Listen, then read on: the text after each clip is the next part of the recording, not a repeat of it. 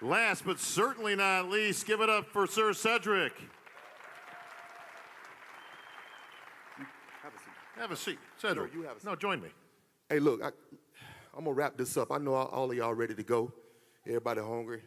Mr. Coleman probably need to take some pain medicine or something. I know he hurting. Dexter look hungry as hell. Bodybuilding is the most superficial sport in the world. And some people do it for superficial reasons because they want to make money, they want prestige, you know, they want to be looked up to, they want to be the biggest, you know, most intimidating person, whatever. But there are some people that do it for reasons that are not superficial because they have a genuine love, right? And what's sad is that there are people that have participated in this sport and gave more than 100% to it, but we never have a chance to celebrate them like this because 1% get to call themselves a champion and be able to come to be celebrated.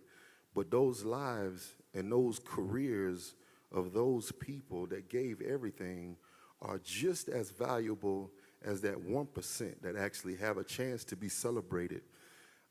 And I think that's important.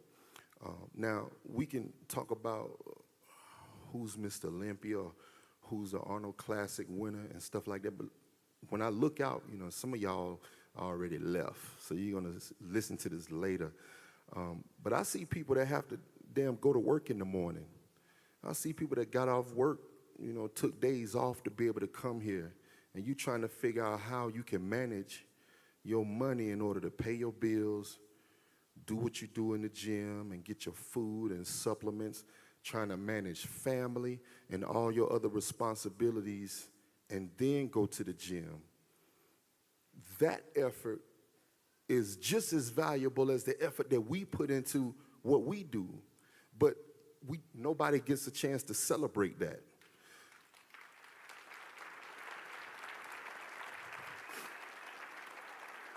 So I'm here to say that for me, you are Mr. and Mrs. Olympia. You are the Mr. and Mrs. Arnold Classic champions because, you know, think about it. Think about this industry. You know, we help to endorse supplement products and we promote the sport. And we get the privilege of focusing on bodybuilding all day long. And we promote it to people that can't focus on it all day long, you know?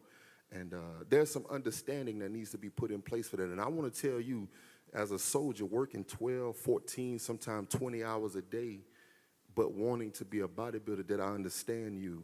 And I understand what your struggles are, and I understand where you come from. You don't compete. You don't lift weights. You don't exercise for superficial reasons. Some of you just do it because you want to be healthy. Some of you do it just because you love it. And that is just as special as doing it for a championship for me. So, and without you, we don't even have a reason to be here. We're here for you. So I love you. You know what I'm saying? And I was you, looking at these guys and wanting to be like them or wanting to apply their motivation to my life and whatever it was that I was doing. And so that's all I have to say about that. But one more thing, I look at everybody that's sitting up here and all these champions, and some of them gone. And, you know, last year when I won, I was able to say something about 8-year-old Cedric sitting on the living room floor, looking at TV and seeing Conan the Barbarian. And I remember a bodybuilding show was on ESPN, and it's pictures of me at 5 years old flexing muscles. I don't even remember this, but you know, anytime somebody see anything with muscle related, somebody calling me. I'm outside and somebody says, "Hey, Cedric, them bodybuilders on TV," and I run in and I look at them and, you know, amazed by it. And it was these people here, and coming from the situation that I came from, and some people up here can relate. I hear your stories. I didn't have an image to look up to want to be like. I didn't have a daddy to teach me a skill or teach me confidence or determination or to teach me how to have a killer instinct or to teach me not to give up or not to quit. I didn't have nobody to teach me those things, so I never was able to develop those. But to see that in these men here gave me something to want to inspire to be in the absence of anything. What am I supposed to do? Just grow up, get a job, help pay bills. You know, that's what it is. And looking at them made me say, I want to be like them. And I want to, you know, I didn't have confidence enough to play sports in school because, oh man, you know, if I don't catch the ball or if my shot don't go in, we will be the reason why I lose. And I don't want that responsibility. I'm not confident enough to deal with that. But I was able to close myself off into my bedroom and do my push-ups and sit-ups. And I was able to flip through the magazine. You didn't have money to buy a magazine. The magazines people gave me, old magazines, because they know how much I love it. I'm able to do my push-ups in my room and do my sit-ups. You know, it's a man that my mama in love with, and he mad today, and he beating my mama up. Now, I'm not strong enough to go stop him, but one day I will be, so I'm going to do these curls. I want to kill him, but I'm going to kill these curls until I can stop him. You know, some people do this for reasons that are not superficial, okay? And all of this comes from seeing these champions, but we all can apply these values to the different parts of our life that we have. When I decided one day, you know what, I can be a bodybuilder, I'm going to try it. It immediately went back to the 90s and the 80s and the 70s to all of those images that I loved. And what I wanted to do was, you know, I watched bodybuilding evolve. As Mr. Ashley said, it evolves. Every sport does. But as the sport evolved, my image of it didn't. My vision of what was beautiful in the sport didn't change. And what I wanted to do was represent the part of bodybuilding that I fell in love with. And, you know, there'll be a few times with some of these guys I've talked to privately, and I tell them, but now I can just say it to everybody. All I wanted, you know, look, let me say this first. I don't have this killer instinct. I don't have this drive and determination that says, I come to every show to win. You know, I heard that said a lot. Why? Because, man, I wasn't born a winner. Being a winner ain't something that I ever thought I could do. And even still now, I'll be backstage or getting ready for a show scared because I know I'm probably going to lose. And some people will say, well, that way of thinking, you'll never win, you know. Okay, so that leads me to say this. Sometimes the things that you do is not necessarily about the win.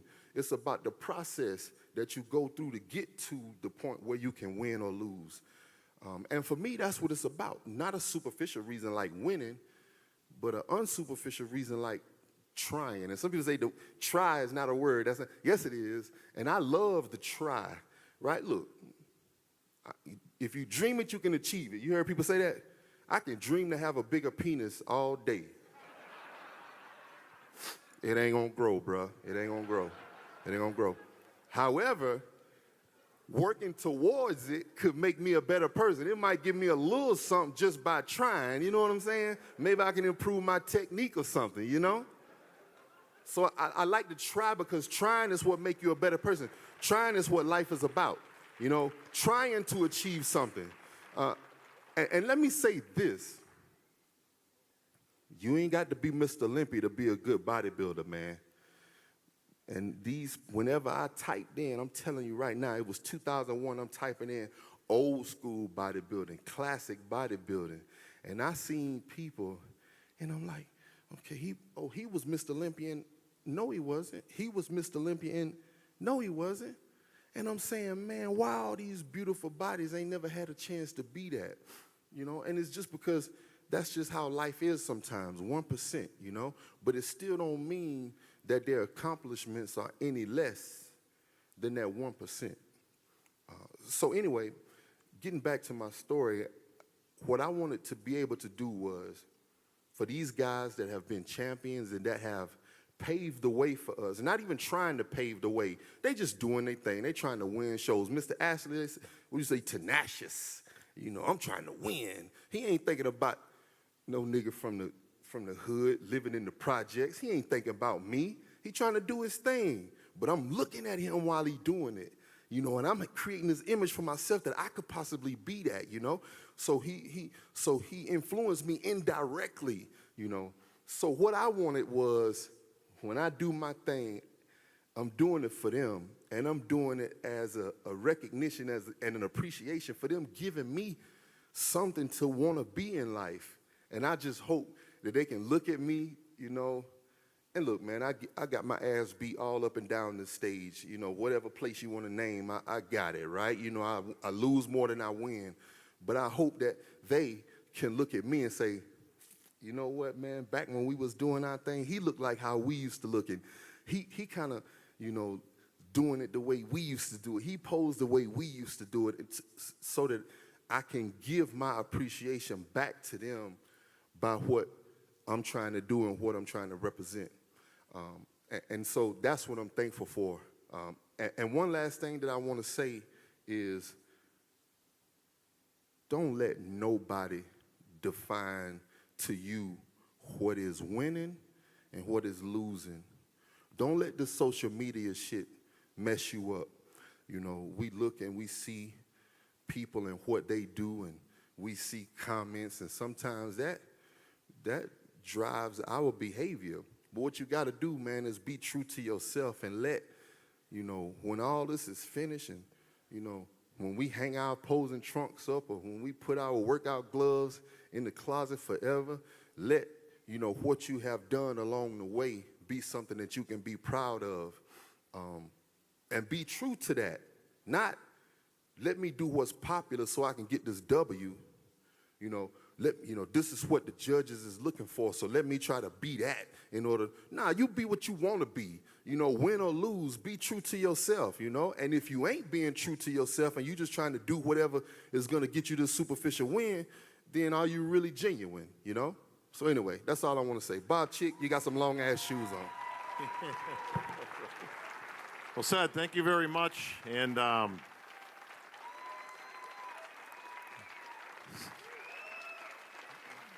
Cedric, one of the things I love most about you is your honesty, your ability to connect with the audience, and certainly some of the most colorful analogies I've ever heard. So